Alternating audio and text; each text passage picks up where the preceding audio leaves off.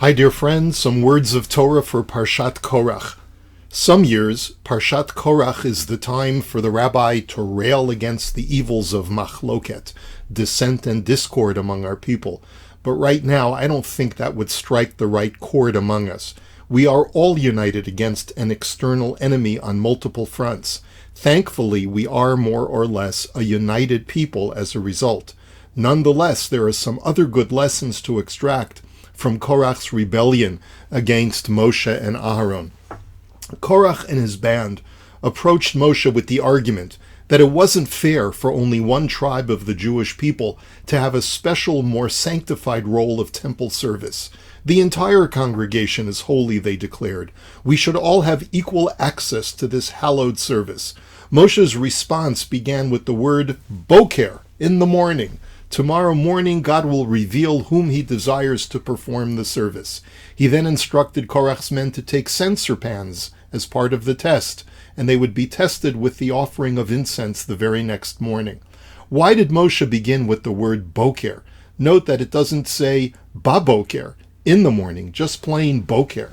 According to Rashi, Moshe argued that perhaps some of the Kohanic leadership had already drunk some wine at their daytime meal, making it improper to offer incense at that point in the day. It was a delay tactic in reality.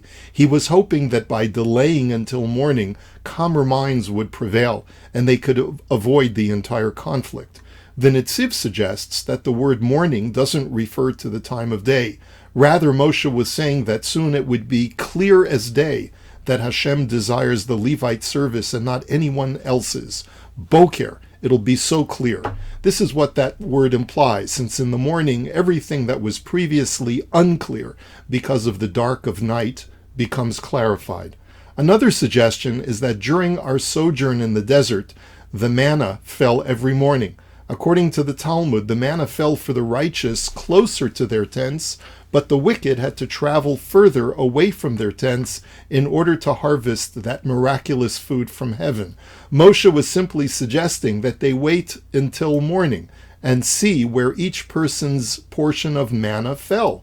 If Korach's manna fell nearby his tent, and if it fell further away from Moshe's tent, that would prove that Korach was in the right. But if the opposite occurred, that would prove that Moshe was in the right. There's a curious midrash that derives from the word Boker, a completely different message. Moshe was hinting to Korach an idea about how God runs the world. God set up bounded systems within creation. Are you able to mix day and night, Boker and night? Does it not say, Vayavdel Elokim, that God divided between the Or and the Choshech, between the light and the day, so that the world could function properly? This is the same reason why God separated Israel from among the other nations. In the same vein, God separated Aharon and his descendants from the rest of Israel. Just like you cannot combine night and day, you cannot remove the separation between the priesthood and the rest of Israel. The Midrash is indicating to us the philosophical mistake that Korach had made. True, unity and homogenization would seem to be optimal. If God is unitary, then his nation Israel should be unitary too. If God is perfect in his unity, without any disparate components, the Jewish people should be completely homogeneous without any divisions or separations. The correct response is that the physical universe can only resemble God so much. True unity and unification is completely transcendent. Try to obtain it in this world and you end up with failure. There is no way for the universe to function without a separation between Boker and Laila, between night and day. For social structures, divisions are vital. If everyone were a Kohen, there would be no one to work the fields and the temple would become congested with people all clamoring for the holiest of jobs within a religious society. As the sociologist Emil Durkheim noted in The Division of Labor in Society in the late 19th century. The division of labor within a society creates social cohesion and interdependence. As societies become more complex, the specialization of roles becomes crucial for maintaining social order and function.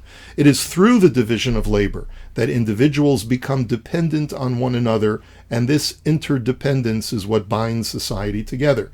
Just as there must be divisions of labor and roles within society, there also must be different nations, each with its unique role.